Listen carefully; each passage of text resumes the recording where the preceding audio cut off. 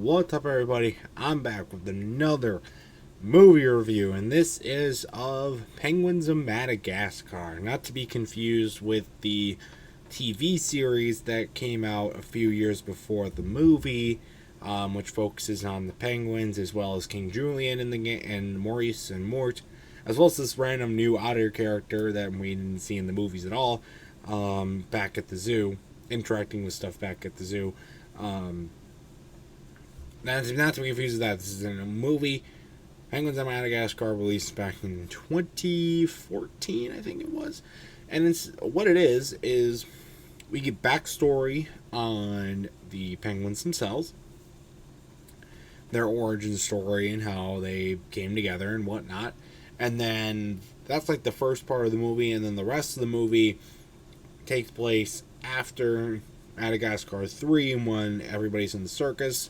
They leave the circus and they find themselves on this mission to stop this octopus who is trying to transform all these penguins into gremlins because they drove him out of his exhibits at former zoos. It's really weird. Yeah. It's been about 2 or 3 years released since the Madagascar series ended. I mean, it had so much stuff to it. They had two TV. I guess at that point they had the three movies, one TV show, a Christmas multiple Christmas specials, other spin-offs and that kind of stuff. And at this point, they make the penguins. The reason why they chose the penguins to do this on is because of the fact of how popular they was. The penguins' popularity was, without a doubt, the only reason this movie was made. They were definitely the most popular characters in the first movie, the second movie, third movie. They were definitely the most popular characters, and people were screaming at them for make a movie, just for them. And this is what you got. Minions style movie for kids and merchandise and yeah, that's basically what it was. Like I said in the Madagascar 1 and 2 movie reviews, that those movies are good watches for both kids and adults. The third one, I think adults could still tolerate, but I think it's definitely more directed towards kids, and that's mainly a product of the time, the era, with movies and music during that time. This movie's strictly for kids. This one's strictly for kids. I mean, it's all about these cute penguins and these random ass new characters that are and all these gadgets and ships and sets and stuff that could be made into McDonald's toys and or plastics to put on the shelf, and then the kids can recreate the scenes or make their own scenes and all these different variations of the penguins themselves and whatnot. That's what it was. Yeah. It was at this point, really, like I said a little bit in the Madagascar 3 review, the animation style was starting to show its age. This movie, it really showed its age. The transitions look smooth. They look a little too smooth, I should say. It's just, they were incorporating the transitions, and the graphics were all new, but the animation style was still that mid 2000s old sort of stuff. And it had been almost 10 years since the original Madagascar released by this point, and it just wasn't. It just was not there. It just couldn't catch up. It's time to hang it up. Just to say. And a lot of these, I mean, this is a lot of movie where a lot of meme templates came from too. So that's pretty cool. We noticed a couple of those, but you could tell just watching this movie, the penguins themselves, they're stupider. They're they're stupider. They're goofier, especially with the cheese doodle scene and a bunch of other stuff.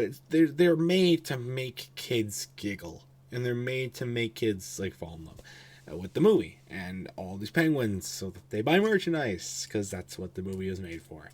There was definitely concerns with going into a all penguins movie. I think it was this movie that I learned that the penguins were great side characters. They were great comedic relief. They were great to incorporate into the stories every once in a while.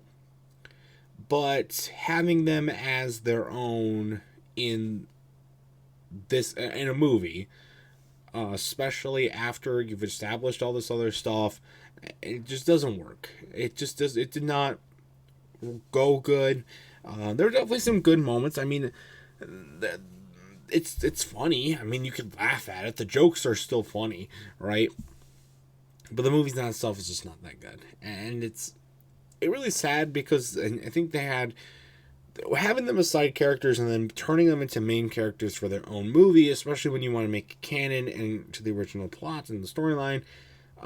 You're going to have some break-offs and some stuff that's just not going to work. Some stuff you have to axe, character traits, and whatnot. They definitely got some good things right, though. I did like the character growth with the group, with Private, and making him a more inclusive member of the group. That was really good, I thought. But like it just seemed like so much sci-fi stuff, like the whole like North Wind thing and the serum and all this like weird stuff. It just didn't feel like Madagascar itself. It just really didn't. It was just like too techy and all this like weird stuff. And they made attempts to connect it. I mean, with the octopus's backstory and them going to New York to release the gremlins penguin things and all that kind of stuff, and then also like the penguins' backstory themselves and whatnot. So at least they did that. It also does kind of discredit the TV series though, because like All Hail King Julian, which came out after this, is a prequel. But the Penguins of Madagascar show is definitely post-movie